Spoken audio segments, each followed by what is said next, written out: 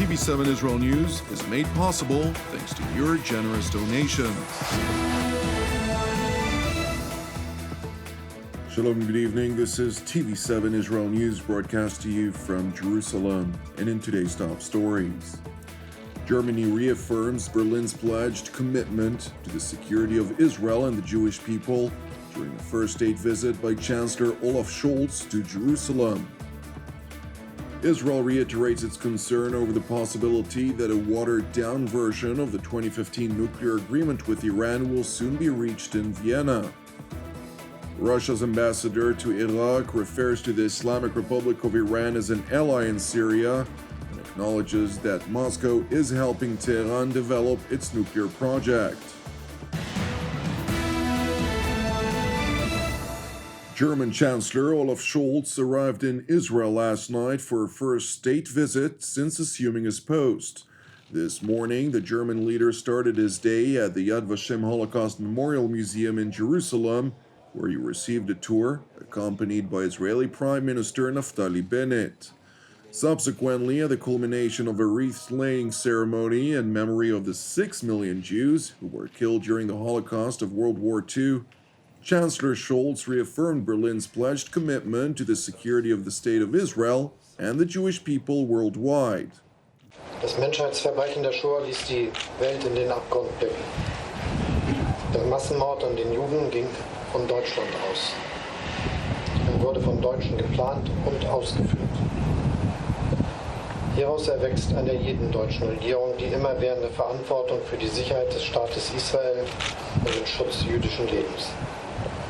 Wir werden das millionenfache Leid und die Opfer niemals vergessen. From Yad Vashem, Chancellor Scholtz and Premier Bennett held an extensive meeting at the Prime Minister's office in Jerusalem, during which the two leaders agreed to develop a new joint strategic cooperation mechanism between Jerusalem and Berlin that will focus on common security and diplomatic interests. היום אני גם שמח לבשר שהקנצלר ואני סיכמנו על יצירת שיתוף פעולה אסטרטגי חדש בין מדינת ישראל לבין גרמניה. זה פורמט של דיאלוג שיקרה פעמיים בשנה בענייני ביטחון, בעניינים מדיניים, ואני חושב שזאת קפיצת מדרגה גדולה למערכת היחסים שלנו. Prime Minister Bennett further noted that during their meeting, the ongoing situation in Ukraine was discussed at length. אנחנו שוחחנו כעת ארוכות על המצב באוקראינה. החובה שמוטלת עלינו כמנהיגים היא לעשות הכל כדי לעצור את שפיכות הדמים ולהעביר את ההתרחשות כמה שיותר מהר משדה הקרב לחדרי המשא ומתן. עוד לא מאוחר לכך. אנחנו לצערי בישראל למודי מלחמות. המחיר שלהם הוא גדול, כפי שאנחנו כבר רואים. למרבה הצער זה עלול להיות הרבה יותר גרוע. מדינת ישראל עומדת לצד העם באוקראינה. שלחנו ציוד הומניטרי רב, 3 מטוסים עם 100 טון ציוד, רובו ציוד רפואי, ואנחנו נחושים להמשיך ואפילו לעשות יותר. Chancellor Scholtz, who voiced Germany's great concern over the developments in Ukraine, also clarified Berlin's position that NATO will not intervene militarily to confront Russia. Deshalb ist die Linie, die wir haben, sehr klar. Wir werden nicht militärisch eingreifen. Das gilt für die NATO, das wird sie nicht tun, und auch für alle anderen. Das wäre in dieser Situation falsch.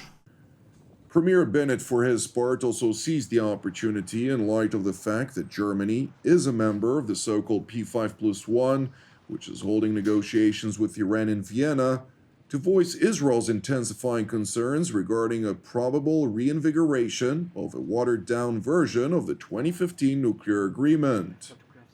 מוטלת עלינו גם האחריות לוודא שלאיראן לא יהיה נשק גרעיני ולא תהיה האפשרות להשיג נשק גרעיני. לא במשמרת שלנו ולא לעולם. אנחנו עוקבים בדאגה אחרי השיחות בווינה, והאפשרות שיחתם הסכם שיאפשר תוך שנים ספורות לאיראן להתקין צנטריפוגות בהיקף רחב, אפשרות זאת אינה מקובלת עלינו. ישראל תדע להגן על עצמה ולהבטיח את ביטחונה ואת עתידה. Meanwhile, in light of perceived lack of proactive support for Ukraine in the face of Russia's military offensive, Israeli President Yitzhak Herzog, who visited Israeli communities in the Golan Heights yesterday, asserted that a lesson to be learned from the East European theater is that Israel must rely on itself to guarantee its own physical security. לא ניתן לדבר על הגבולות ועל ההגנה על הגבולות ועל השמירה על הגבולות, במיוחד כאן בגולן, בלי לומר מילה על צבא ההגנה לישראל. בימים אלה של חוסר יציבות עולמי, עלינו לזכור, עוצמתנו הביטחונית חייבת להיות תלויה אך ורק בנו. אם אין אני לי מי לי, זה הלקח של העידן הזה. Making his remarks merely several kilometers away from the border with Syria, where Russia and Iran are the dominant forces, President Herzog highlighted the need for the IDF to maintain its qualitative military edge in the volatile region, including by ensuring that the best people will enlist to protect the Jewish homeland.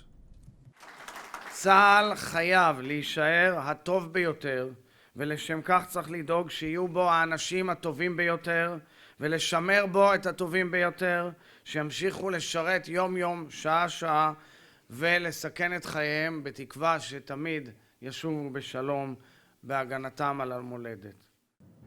It is important to underscore that while Iran and its proxies are making every effort to engulf Israel by entrenching militarily along its external borders, Tehran is also working to equip its proxies within the Gaza Strip and the districts of Judea and Samaria, commonly referred to as the West Bank. Consequently, the Israeli defense establishment is forced to contend with emboldened militants who are trained, financed, and equipped by the Islamic Revolutionary Guard's Expeditionary Quds Force, namely Palestinian Islamic Jihad. During the early hours of Tuesday morning, a counter-terror operation was executed by the undercover Hamas unit, which entered the West Bank city of Jenin to arrest a suspected terrorist.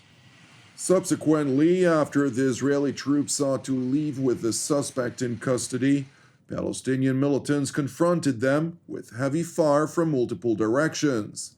During the exchange of fire, the Hamas troops neutralized 2 of the Palestinian militants, and no injuries were reported among the Israeli troops. Subsequently, the Iranian proxy Palestinian Islamic Jihad confirmed that 2 of its members were killed in the exchange of fire and held a funeral procession, during which chants of death to Israel and pledges for revenge were decreed. انسجن هو واخوته وان الفخر 2 كان هو امبارح لما كان وجه لوجه يحارب طالب الشهاده. Meanwhile, Russian ambassador to Iraq Elbrus Kutrashov proclaimed late last month in an interview to the Iraqi Al-Sharqiya television that Moscow regards Tehran as an ally and is working with it both in Syria and on the development of its nuclear program.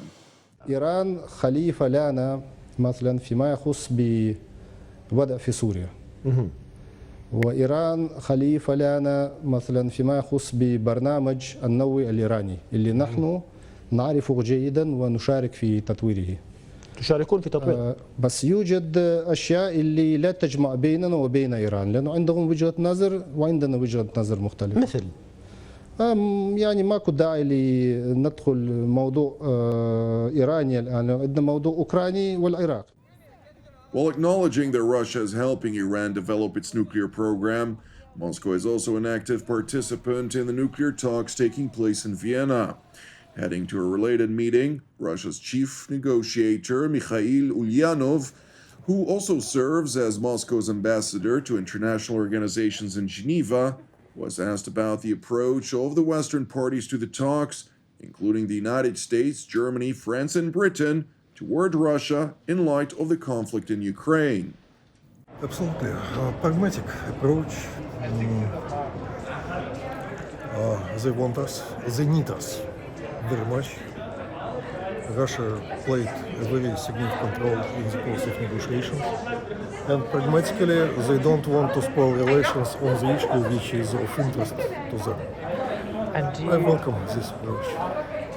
And you expect something this week, by the end of this week, an agreement or an announcement of some kind? So. Okay, but you can't be sure. You never can be sure.